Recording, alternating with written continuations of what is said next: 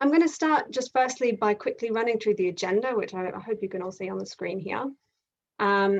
We've got 3 key sections to tonight's event. Welcome and introductions, which is this section here. Moving into the kind of meat of the matter, we'll be exploring carbon footprints. So why you might calculate your carbon footprint, what carbon footprints actually are in and of themselves. And there'll be time for a short Q&A after that section. And then the final section is calculating your own carbon footprint. So I'll actually run through using Cambridge Carbon Footprints calculator, give you a demonstration and give you some, I guess, tips and advice in how you might think about calculating your own carbon footprint. How you'll use that as a tool. So I'm going to stop sharing my screen for a moment and do some proper introductions. So firstly, let me tell you a little bit about Cambridge Carbon Footprint. Cambridge Carbon Footprint is as I said, the organisation that is hosting tonight's event, and we are a small local climate change charity. And we're primarily concerned with helping turn concern about climate change into action. So as an organisation, we have a real practical focus. And what we do is we work to support people to reduce carbon emissions, usually in their personal lives, but we also want to empower people to take action and to lead on carbon reduction in their social circles, in communities, and in their places of work as well. So that's quite often what we talk about as being sort of climate leadership. So we work on carbon reduction, but also empowering people to be climate leaders. So some of the projects that we run that you might have heard of, the Cambridge Climate Change Charter, which was an initiative launched last year on behalf of Cambridge City Council. So the calculator that I'll be using this evening was developed as part of that project. And you'll see the options at the end there to kind of pledge to take action as part of the Cambridge Climate Change Charter. We're also quite well known for Open Eco Homes, which is an event we've been running for over 10 years now, which showcases sustainability in buildings. So what you can do to either build or renovate homes to be more environmentally friendly, more sustainable, more energy efficient. And we've also been very active across South Cambs with repair cafes as well. So along with a couple of other groups like Transition Cambridge, Cottenham Repair Cafe, we formed the Repair Cafe Network, which has been growing repair cafes around South Cambs, in fact, around Cambridge and the region as a whole.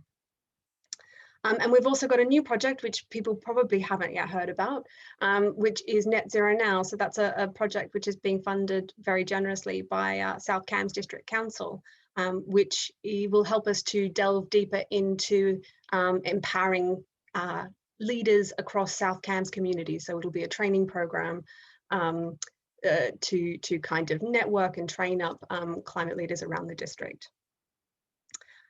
So I should probably also introduce myself at this point. Oh, actually, before I introduce myself, one thing to note, that if you enjoy tonight's event and if you want to support the sorts of events that I just mentioned, please do consider making a donation to Cambridge Carbon Footprint. We are a tiny organisation. We operate at the moment just with 2 full-time equivalent staff members. But as you heard, we run a lot of different events, dozens each year, dozens and dozens each year. And I think that we're an organisation that punches above our weight. So donations to us of any size actually have a great impact in the work that we do. So moving on to further introductions onto our speakers this evening. So I am the host of tonight's event, and I'll be doing probably most of the speaking. So my name's Alana Sinclair.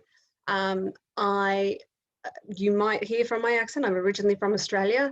I studied a Masters of Sustainability at Sydney University, and I've been working with Cambridge Carbon Footprint since 2013, so a good long while now.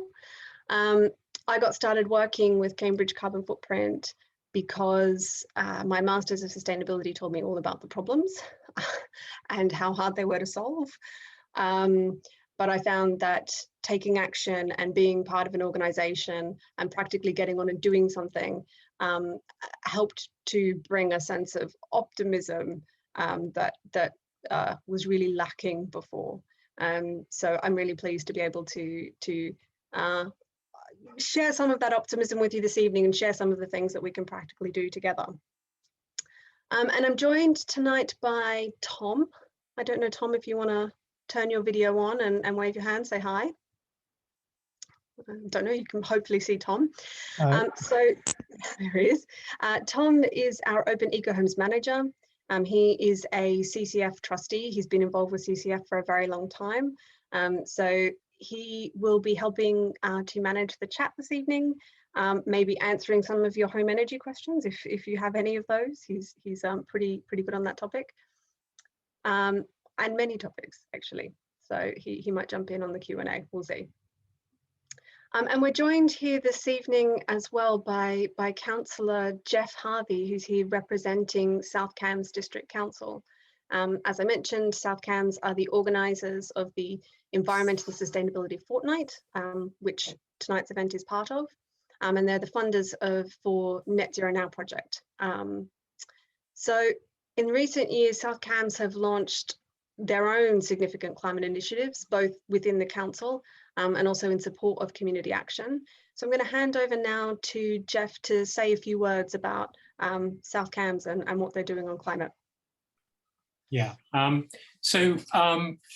okay, well, I'm Councillor Jeff Harvey, and I was elected in 2018, but after about 6 months, Councillor Pippa Halings, who's the chair of our Climate Environment Committee, asked me to join her on the committee as vice chair. It's actually been a wonderful experience working with Pippa. She's so knowledgeable and energetic, and it's a real sort of leadership in this area. Okay, I can start my video now. And of course, when I joined full of enthusiasm, because I suppose energy efficiency has been a sort of theme of all throughout my career as an electronics engineer. I think that's because I kind of grew up witnessing the OPEC oil shock in the 1970s, and it created this huge interest in renewable energy, you know, solar energy, wind energy, and then of course it took till quite recently for all that to come back again as being a real kind of point of interest. I thought, well, once I was on the committee, I'd be able to make a big change, but I kind of soon realised that quite constrained in what we can do as a local authority. I mean, we'd like to be able to do much more, but we're kind of running up against, I think, central government being a bigger organisation, it's obviously sort of lagging behind where we'd like to be. I mean, we'd like to be able to sort of put more solar panels on roofs, kind of impose much higher insulation standards on new built houses and so on. But I'm sure that's going to come. We just, in the meantime, we all need to do the best we can, I think. I mean, perhaps the biggest thing, I think, as a local councillor and as South Cambs that we can do is to try and sort of bring people together. And I think that's what you were just saying in your piece, Alana, because the more we can sort of share our ideas, I think the better shape we're in once the kind of money is there to actually make these huge changes, which we all know we need to make. At South Cambs, we're trying to sort of prepare the ground. We've got our Zero Carbon Communities Fund, which is helping to sort of generate interest within our villages, and that's been very successful, I think, and we're kind of ramping up to release a third edition of that this year. We're trying to show some leadership in the commercial space by our energy upgrade programme to South Cambs Hall in Cambourne, where we're putting in a solar canopy car park, a quite large ground source heat pump system, and that's going to reduce our energy consumption immediately by about half. And then once the energy intensity of the grid kind of continues to fall, we'll get down to about only 10% of our current carbon footprint by 2050. Obviously, we're hoping we can do something next year and the year after to make sure we actually get to zero, but that's how it stands at the moment. And we've also kind of given ourselves a zero carbon strategy. We're aiming for a 45% reduction by 2025 for us as a council, and 75% by 2030, and we're hoping that we can help South Cambs as a district to reach 50% reduction by 2030, and then all the way to zero by 2050.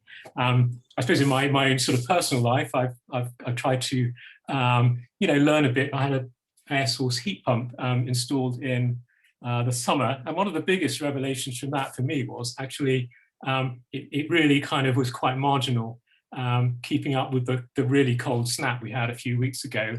And it was only then I started noticing all the sort of drafts in our house, and I just went through one by one, fixing them. And then, of course, I just kicked myself really, because we must have wasted thousands of pounds in heating oil over the years just by having these kind of stupid things going on. So, and I divested my pension. That's the other thing I've done quite recently. I'm very pleased I did. That's one of the biggest things you can do as an individual, I think, because there's a huge sort of leverage involved there.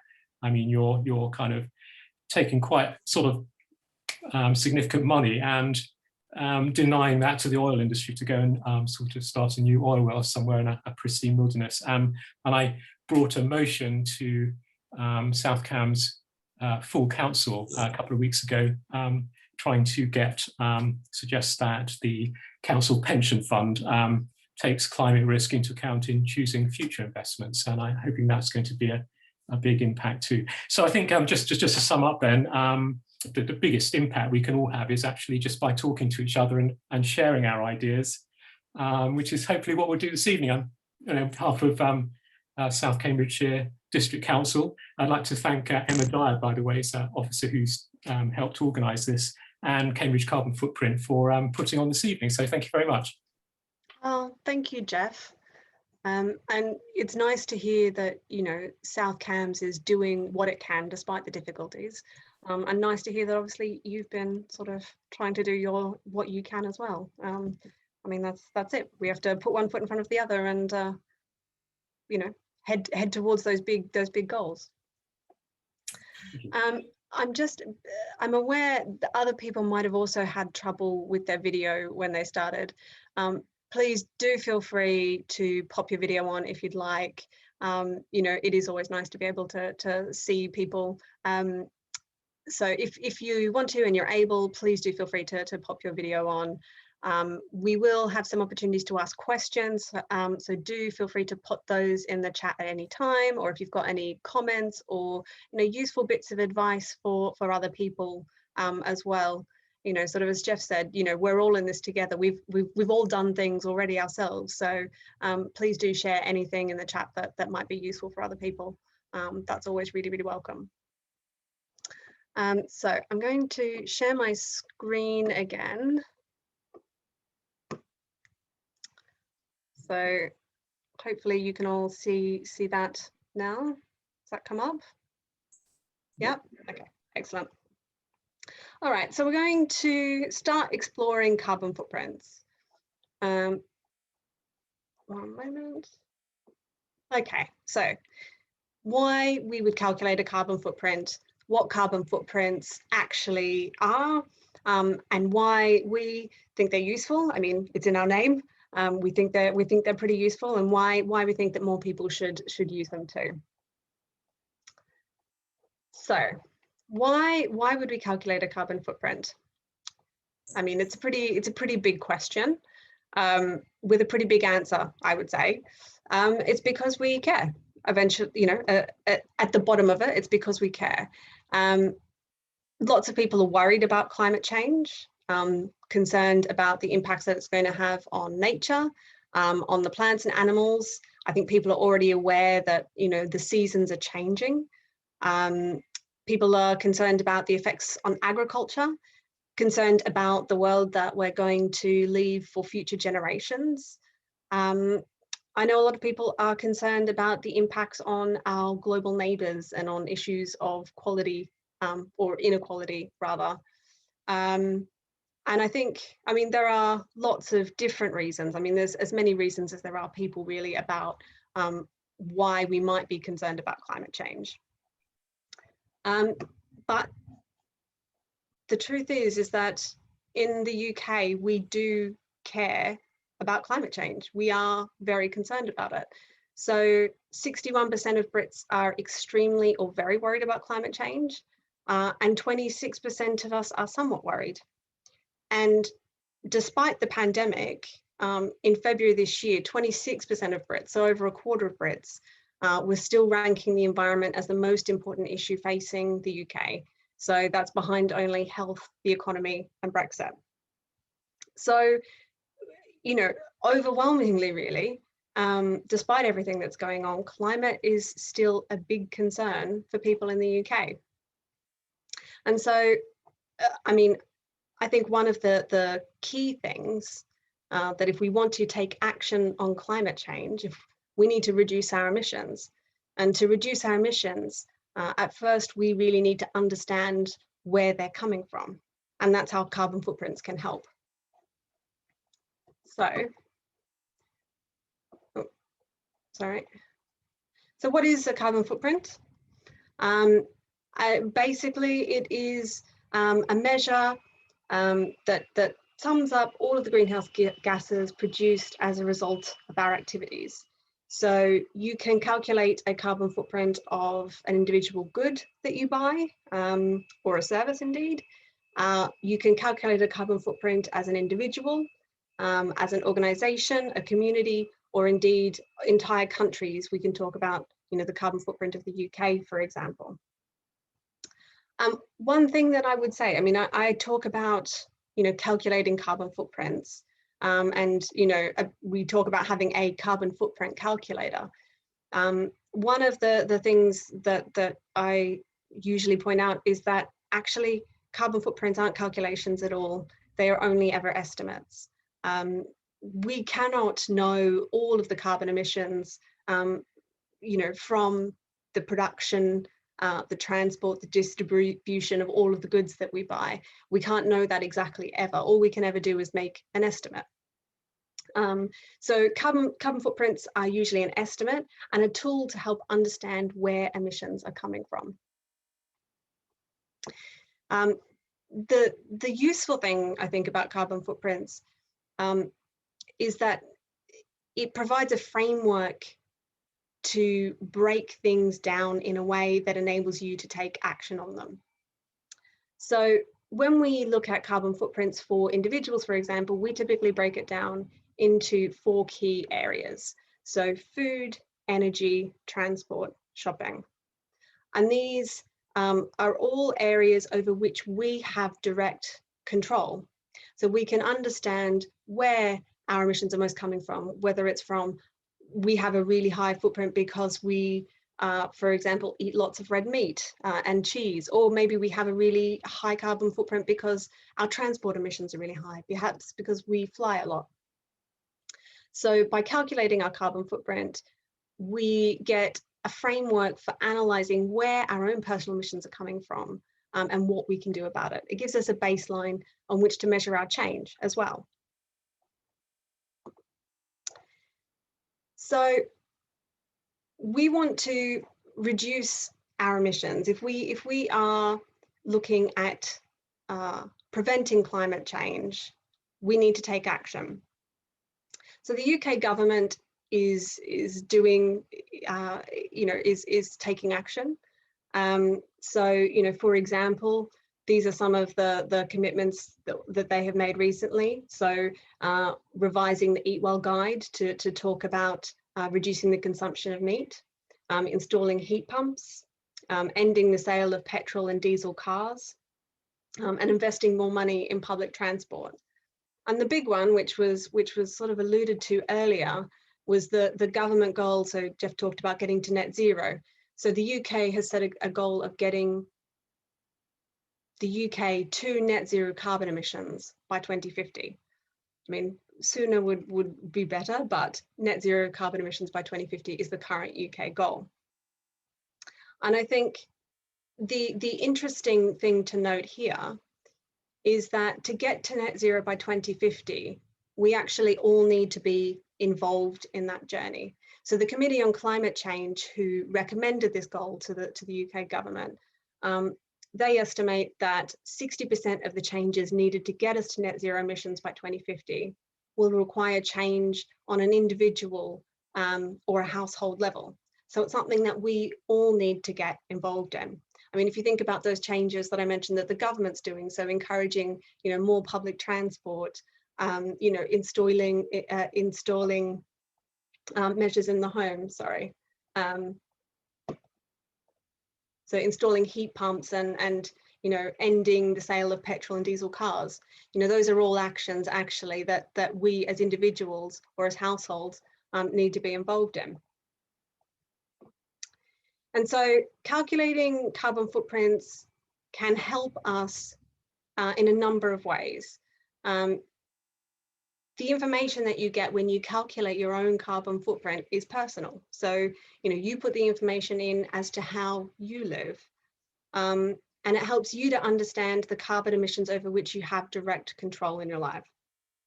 And the hope is that you can then make the changes to your personal life that make most sense for you, because we don't, we're not all one size fits all. And I mean, I've stayed away here from sort of giving you what the average UK carbon footprint is, because in a way, what matters most is what your own personal carbon footprint is and where it makes sense for you to take action. So at this point, yeah, I'm going to stop sharing my screen, and we've got time, about 5 minutes or so, just for any questions you've had so far. And when we're done with the Q&A, we'll come back and I'll actually walk you through calculating a carbon footprint using the CCF calculator. Actually, I can see one in the chat, and maybe that's for you, Tom. Okay, so Eleanor's asked, can you explain more about what a heat pump is and how it works? And so the usual analogy that people give, it's like a refrigerator, but in reverse. So with a fridge, it's making the inside of your fridge cold, and it's doing that by pumping heat out of the air, and as a result, the back of your fridge will be warm. And so it's on a larger scale, you have a heat pump which is pumping heat from the outside of the house, either from the air or from the ground, and it's putting heat into your house. And that might sound, why do you want to do that? But it's a way of really efficiently heating your house using electricity. And so often you might put in a kilowatt of electricity into your heat pump, but you can get a much multiplied, sometimes 4 kilowatts of heat out into your house as a result. So the fact that it has this very good efficiency is why it's so worthwhile. And with electricity decarbonising, it's going to be a great way to cut the carbon of our domestic heating. Well, we've got lots of other questions now.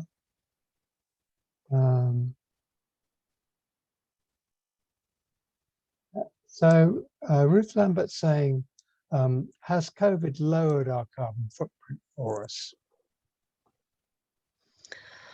Well, I mean, that's an interesting one. I think it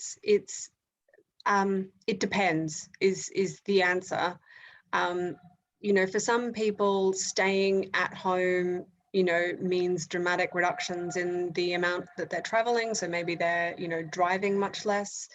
For other people, like myself, my carbon footprint will have gone up because I'm heating my home a lot more. So during the days I'm at home and I'm running the heating a lot more than I would. I'm also running, my computer at home, which I wouldn't usually do. So my carbon footprint has gone up, I would say. And it depends is the answer. So Bethany Atkin is saying, how complex is it to work out the carbon footprint of an organization? I've got a calculator to recommend. I need to look it up. I'll write a recommendation in chat if you like. That would be good, Tom.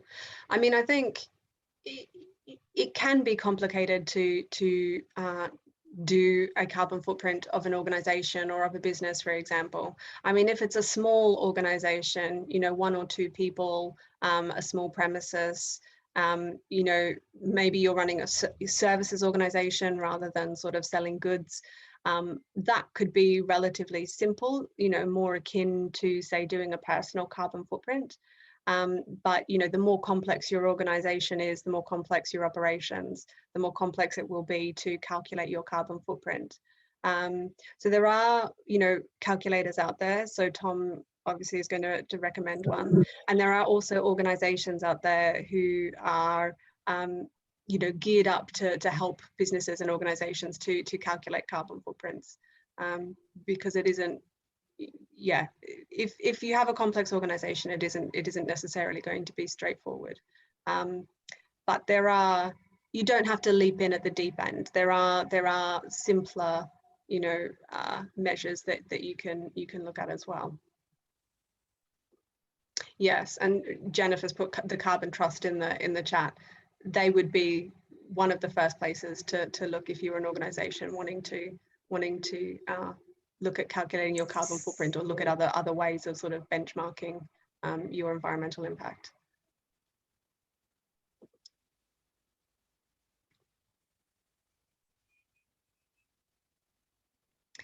So do we have any more questions now, Tom, or shall we? I think you're quite behind schedule, so I think maybe you need to carry on now. Okay, so I'm going to share my screen, and let me know if you can't see that. But this is the Cambridge Carbon Footprint Calculator.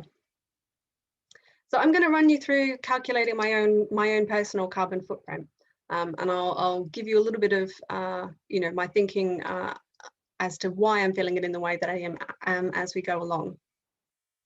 So some things to note is that, you know, we have designed the CCF calculator to be hopefully pretty simple and easy to fill in, to be a useful way for you to calculate your carbon emissions pretty easily.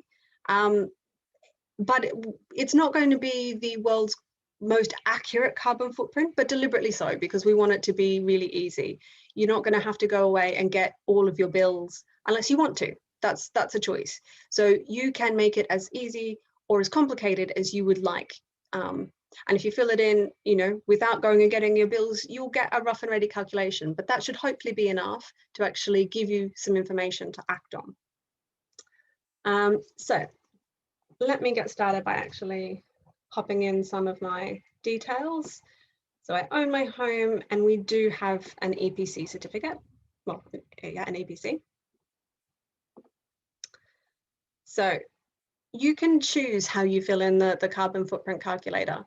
It's geared up to help you calculate your personal carbon footprint, but it asks you how many people you live in your house. So if you only put that one person lives in your house, all of your energy bills will be attributed to you.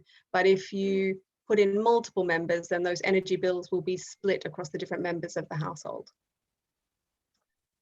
So I am on a green renewable tariff, but I don't have any PV. Now, so it asks the type of property that you live in. That makes a big difference to your energy bills. There's a lot of assumptions that can be made. So, I mean, the fact that I live in an end terrace house means, sadly, that I lose more of my energy through my walls because I don't have neighbours either side. We have 1 bedroom and we run on mains gas. Alana, can I just chip in? Certainly the view I'm getting of your screen is quite small. I don't know if there's any way you can make it larger, or maybe that's my view. I've made mine a lot bigger by I went into the settings and Has that helped? I've zoomed in a bit. Yeah, okay, I'm getting nods. All right, That's sorry. better. I have it on my main monitor, which is was a wide monitor, so I think that was the issue. Okay. All right, so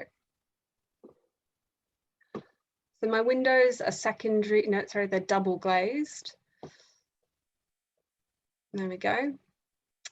And so we have solid walls and they're partly insulated. So I'll say solid walls because we're partly insulated, but leaning towards the less insulated. But we do have loft insulation. We do have a good bit of loft insulation, and we are fairly drafty. So as I'm filling this in, the sorts of things that it's asking me about are a pretty good indication of the sorts of things that you can do to actually reduce your carbon emissions. And part of the way that we've designed the calculator is we ask you questions that will help us to make recommendations for you to take action at the end. So some of the actions are going to be more complicated, like insulating your walls, but we have actually included some questions which you'll come to, particularly when it comes to food, which are, you know, maybe less impactful in terms of the amount of emissions that you'll save, but it means that there should be something for everyone at the end of it that you can sort of commit to doing that will have some impact. If I continue, I have to admit we keep it cool, not very cool. We do keep the living rooms warmer, so rather than heating the whole house evenly. And we do try and heat the house only in the mornings and evenings, but working from home, the gap in between has definitely got shorter. But we have a rule, it does go off at least in the middle of the day for some time. So I have a short shower. We don't have any solar water heating. And I'm gonna whip through some of these fairly quickly now. We do turn off the lights, mostly. We do check the energy efficiency ratings, but amongst other things. Now, so we're getting to shopping and transport, and you have some choices to make here. So you can choose how you fill in the calculator. You can either, as I said before, go and get your bills, and you could, you know, look at your bank statement, for example, for the last 12 months, and look at all of the purchases and make a calculation, you know, near exactly on how much you've spent on all of these different things. If you want to know exactly what your carbon footprint was, to the best of your knowledge, obviously, it's still an estimate, but for the last 12 months. You can also choose to take an average over a longer period, say for 5 years, which is actually what I'm going to do here. But the question is, in a typical month, how much do you spend on these things?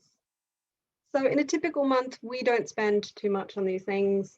I'm going to say, so clothing and toiletries, personal items. In a typical month, I'm going to say we spend at most £40. Hotel stays, eating out, pubs and takeaways. So if I'm averaging this over 5 years and I'm including, hotel stays, you know, we might go away for a week, a year, and we eat out, you know, semi-regularly. So I'm going to say on a typical month, averaged across a year, I'm going to say that's £100. But we don't spend much on sport, recreation, arts and entertainment, but I am going to include my Netflix subscription in here. So I'm going to estimate that's £15. So furniture, electrical appliances and cars. Until this year, not much. If I was doing a 5-year average, we haven't bought a car for a very long time. This year, however, we've had to replace our fridge and our washing machine. So my average for this is definitely has gone up. So in a typical year, I'm going to say at the moment we would spend, well, averaging it out across the 5 years, I'm going to say maybe £400. We don't spend too much on electronic items. Over the last 5 years, I think we've replaced one phone. We've bought a second-hand laptop. So I don't think I'm going to count that because I think it doesn't have the same carbon emissions as having bought a new laptop. I'm going to say on average £300 here. And we do, but oh, whoops. We do buy gifts and we buy some books. So in a typical year, I'm going to estimate that that is £200. So do I travel by car? I don't typically travel by car. My other half does sometimes, but I do the vast majority of my journeys by bike or by foot. I do regularly walk. I don't travel by bus. I don't travel by train. Now, I'm going to take, again, I'm going to do a 5-year average. So I don't take many short haul flights, but I'm going to estimate that I take a flight back to Australia, a long haul flight, every other year. So on average, I would then probably be taking, because this is one way, you count each leg one way, I'm going to say that's one flight a year. So that would be one return flight every 2 years. And my diet, so I don't eat that much meat. I do waste some food, I try not to. And you remember I said some questions aren't necessarily about the impact. So these ones about chocolate and about crisps, they're not the biggest impact things that you can do when it comes to reducing your food emissions. That really is, you know, eating less meat and eating less cheese are the big ones that you can do. But actually I'm on a health kick at the moment, so I don't actually eat any of those. I do have a vice for coffee. Yeah, I would have on an average day at least 2, but I don't have any milk. Oh, I'm gonna have to zoom out again. Hopefully you can all see that. And so this is my carbon footprint. So, you know, what you can see is that comparatively my home energy is lower. My food, travel are the higher ones. And the travel will be primarily because I fly back to Australia, and the food probably because I still eat meat. That will be why that is a little bit higher. And shopping, that'll probably be the new fridge. But as I said, so the main goal with this calculator is actually to help and, you know, empower people to take action. So if I click through to personal goals, it's got my 1-year goal and it's got my 10-year goal. And if I click here, it's got a little bit of information about why we chose those goals. So if you remember, I was saying we have this net zero by 2050 target. Well, the Committee on Climate Change has broken that down to interim goals as well. So the first year, 3% reduction, by 2030, a 33% reduction, and then 100% reduction by 2050. So those are the goals that we have set for people, so that it's also an achievable pathway to change, not just for us as a country, but for us as individuals, because we can't reduce emissions overnight. It's got to be a gradual process. So the final step, once you calculate your carbon footprint, hopefully, is to take action. So you'll notice when you click through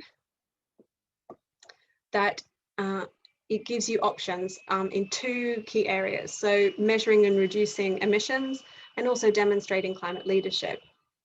So you'll see that it's actually automatically selected some actions for me. So it's suggesting that I heat my house to a lower temperature and only when I need it, and replace white goods with extra efficient models. Sorry, shall I zoom in again? It's probably a bit hard to see. Hopefully that's better.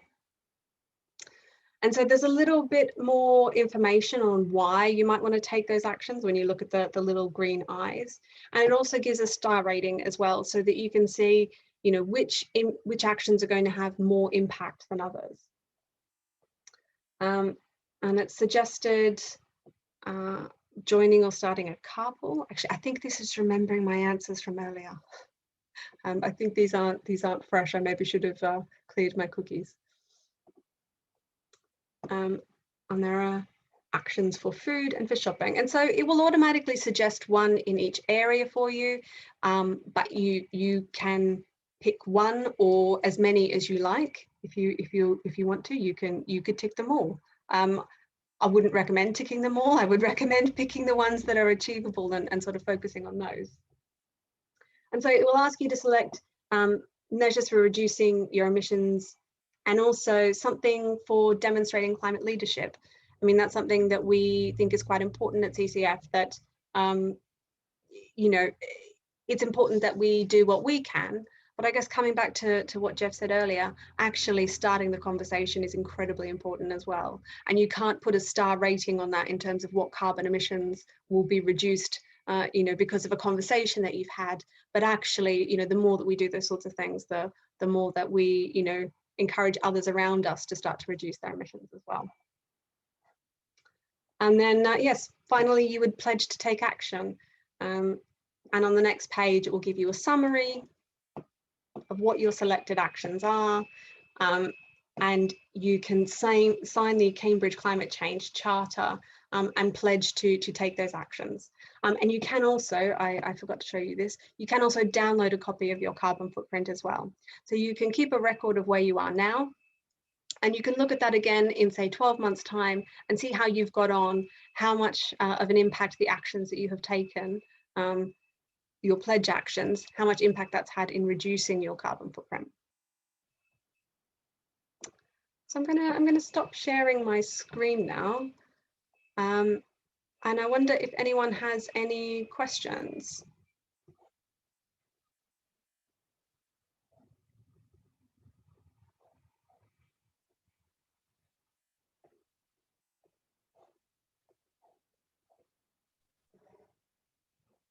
We've had a little discussion about heat pumps.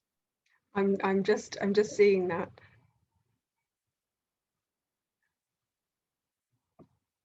And it looks like there's been a recommendation for an organisation to help calculate the emissions for churches and non-profits. So maybe let me ask you a question, and you can put your answer in the chat, or feel free to unmute yourself and respond. But what surprised you as I went through the carbon footprint calculator, or what was interesting or noteworthy about it?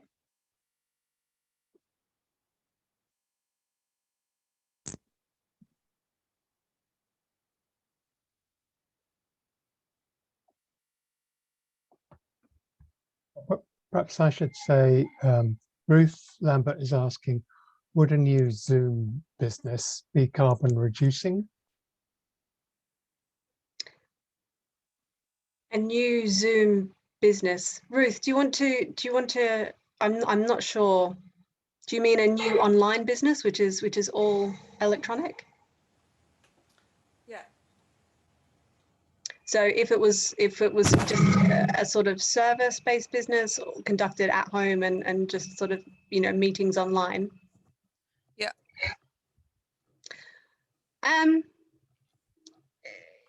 Carbon reducing. I mean, it would be a low carbon way to do business if you're not traveling, and if you're able to, you know, if you're not buying goods and services or selling goods and services, that would be, you know, less carbon intensive than other business models, perhaps. Is that? I'm just thinking that Zoom has helped us to throughout this COVID lockdown, and anything that depends on flights has been halted. For example, tourism, for example, conferences, for example, physical meetings. So the carbon footprint must be hugely reduced for the amount of travel that people are not doing. But they can meet, and are these Zoom meetings or virtual education or virtual tourism or virtual conferences making a massive contribution to us living more sustainably? Definitely. I mean, as much as COVID has I mean, it's upended everything really, hasn't it? And that's been hugely negative. But there have been, yeah, we have learned to do things virtually in a way that we have not before. And I think we had the tools, but I think we've got pretty comfortable with them. So I do think that, you know, I think it has made the case for traveling less for businesses much easier than it was before. I mean, that was definitely a real sticking point for a lot of businesses previously, academics as well. It was a real issue. There was a huge expectation that you would have to travel to different events and travel to meet clients, that you know, getting face-to-face was something which just had to be done. And I think that culturally that will shift, or has shifted, and it will be interesting to see to what extent that remains. I mean, I think there will be some people keen to get back together again, face to face, but you know, it seems at this stage like it would be less. I noticed, Jennifer, I think you were indicating maybe you were going to say something earlier. Yeah, it seems to be that quite a lot of the carbon footprint that you were going through was to do with what we buy in our shopping. Yeah, so I mean, how much of the carbon footprint is down to the things that we're getting, and then actually you can choose between having an organic cotton shirt and a non-organic cotton shirt, can't you? The actual choices you make when you're shopping make a big difference as well, don't they? Absolutely. You know, there's the choices that you make, and we didn't go into this so much, but when you're making those choices, you know, how the thing is actually produced, so what the materials are made of. You know, as you say, organic, not organic, makes a difference, particularly in terms of cotton, in terms of how much water is used, as well as in terms of how much carbon. So organic in that respect is typically, you know, has a lower water footprint and a lower carbon footprint. The choices that we make, you know, you would also want to be looking at how far it's had to travel. So that's particularly relevant in terms of food. So, you know, if you're looking for food, buying something which has been grown and produced locally is going to have a lower carbon footprint compared to something which has been flown, you know, air freighted from South America, say. So, you know, those sorts of, that's what you would think about when you are buying things. Also thinking about how you're going to use the thing. So, you know, having just bought a fridge, you know, one of the things which I did look at was the energy rating of it. So, you know, and a fridge which is more energy efficient is going to have a lower carbon footprint in the long run than a fridge, you know, which is less efficient. So yeah, there are all sorts of things to think about when purchasing, and you know, as I sort of alluded to, buying secondhand as well. You were mentioning shopping choices, and in relation to food, there's a really good film that's just come out, based in Cambridgeshire, about regenerative farming, and which is a much greener and more carbon-friendly method of producing food. So, I mean, if people have a look at that, it speaks for itself, really. So, I think who's done it? Cambridge. Cambridge. I'll put a link to it. I forget now, but it's available online. It's free, so if people want to watch it, it's really impressive. I think it's called. What's it called? Does anyone know what it's called? The organisation is Carbon Neutral Cambridge. I'll put a link, Jennifer. Yeah, it's a really good film, and it shows what a big difference the method of production can make. Because I feel it is, you know, a bigger responsibility on us all in relation to food, that we make better choices, not only from the carbon point of view, but from the biodiversity point of view as well. You know, we get the environment we pay for, basically. Yeah.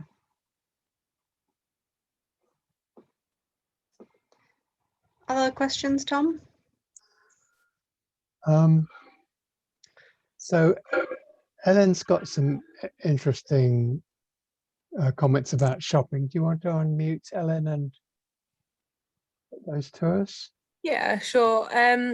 Yeah, I guess I was just wondering, I don't know whether I missed it in the sections about shopping that you showed in the calculator, but it seemed to be more focused on the types of produce that you buy rather than like how they're packaged or where you shop particularly. And that's something I've been trying to figure out this year, is like where to actually buy produce from. Like the supermarkets, obviously everything seems to be wrapped in plastic, but it's seems to be juggling cost versus I guess buying from somewhere that has more sustainable methods, but then also understanding whether the companies that claim that they're very sustainable actually are, and how you can check that.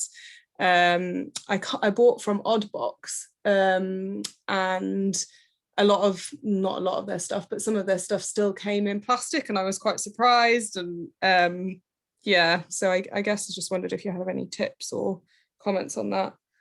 If you go, sorry. Yeah. If you go to the Cambridge market, can get to the Cambridge market on, if you're in Cambridge and you can get to the market on Sunday, you can get, there's an organic store there without, you can get it without packaging, etc. So. Thank you, that's helpful.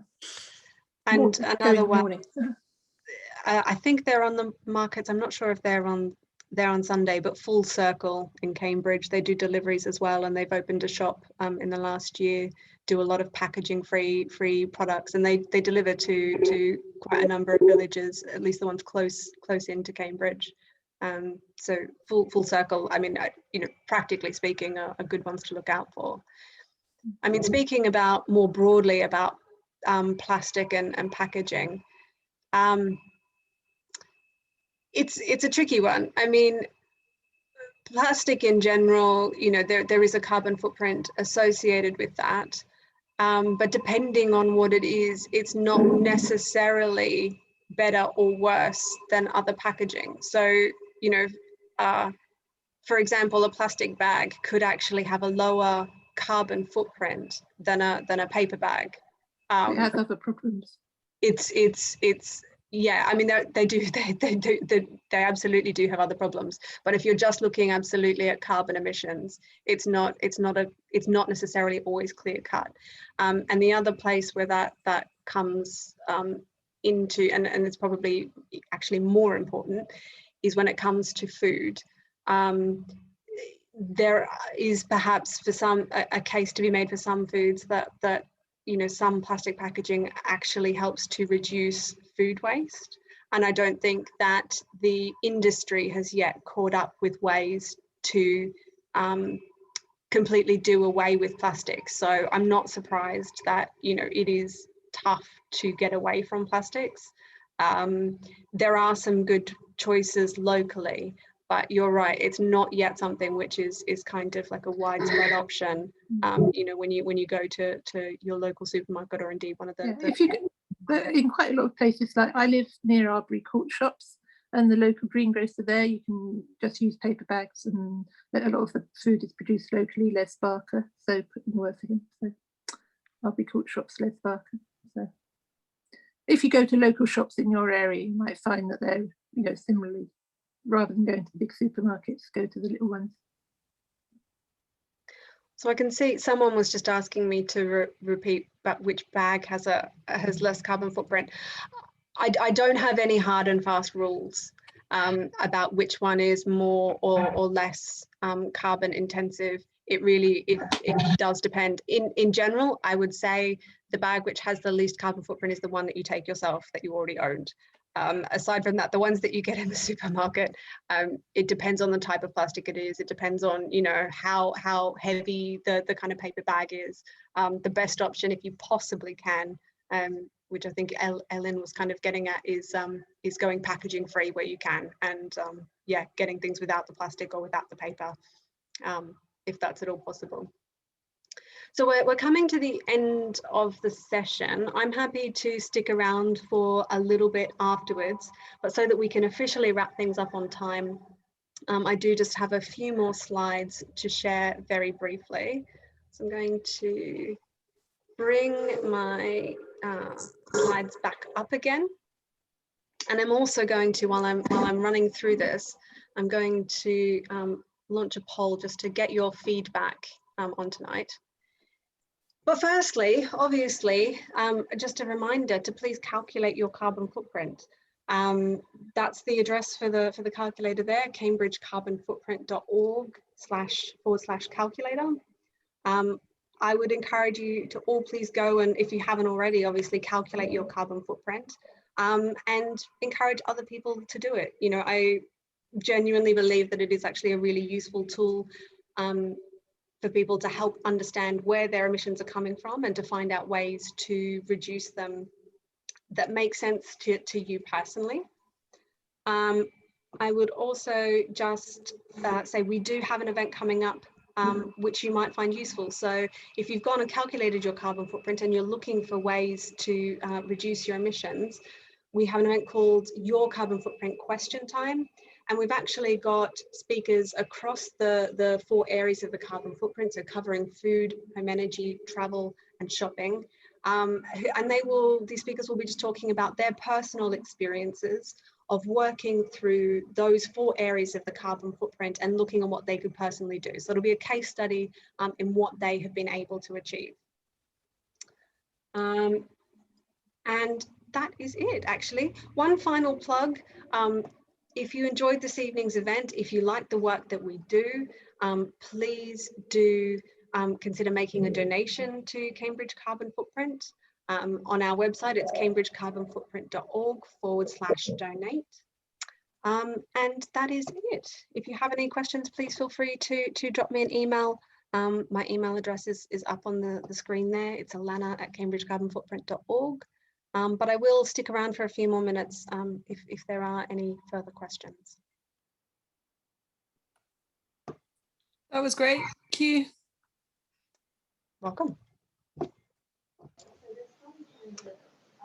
Hi, I just joined really late, and I was wondering whether you had the slides somewhere, just to like quick wrap up to have a look at them. So I can send the slides, and there will also be a recording. So okay, that's great. Once the recording is up on YouTube in the next couple of days, I will send an email around to everyone who registered for this evening, and it will have a link to the video, the slides, and also to the chat. And so I should also say thank you to my other speakers. So thank you to Jeff Harvey for your remarks at the beginning. It was nice to hear what you and what South Cambs have been up to in relation to climate. Thank you to Tom, who's been very helpful on the chat and doing all sorts of technical wizardry behind the scenes. There was unfortunate Zoom bombing incident yesterday, so Tom's done lots of preparations to make sure that tonight all went smoothly. So thank you very much to Tom for all of that.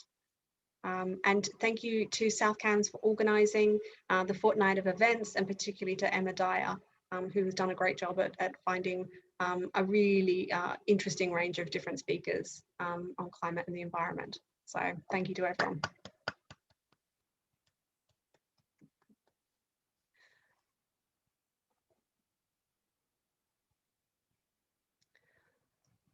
So Tom, were there any other questions or? Well, if people are still looking in chat, there's some interesting other suggestions. Laura was suggesting ethical consumer, good place to look. And they have some good stuff on the website as well. Yes, and Laura Howarth is talking about the Mike Berners-Lee book. I'm guessing that's probably How Bad is Bananas, which does have a bunch of great statistics about the relative impacts of lots of different everyday items. And bananas, not so bad. Tropical fruit, but they get shipped, over the sea. So, yeah, you can eat bananas.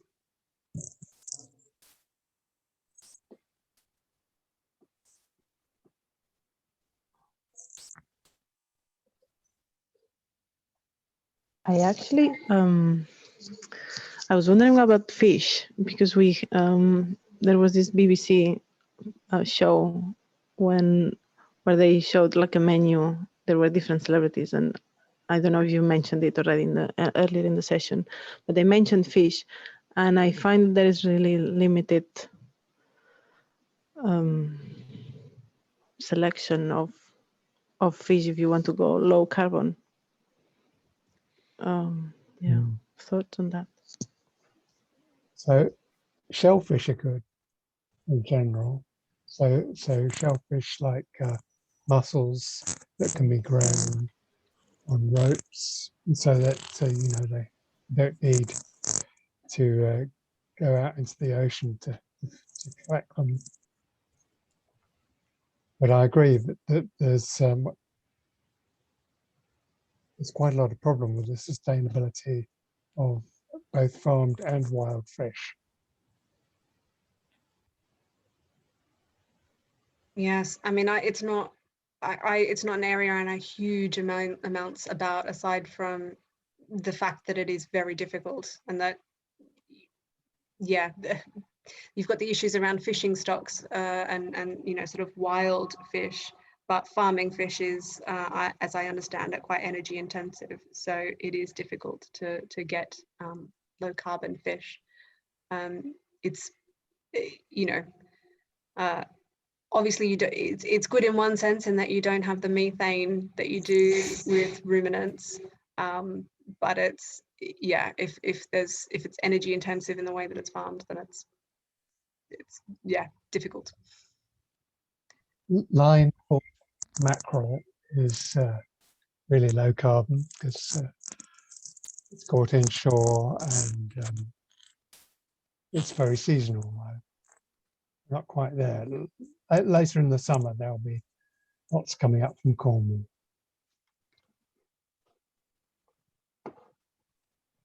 Thank you. Well, I think if there aren't any further questions, then I will thank you all for coming. Really interesting chat, and I appreciate that you all did contribute and put lots of interesting things in the chat as well. So we will circulate that along with the video and with the slides to everyone who's booked. So look out for that in your inbox in the next couple of days.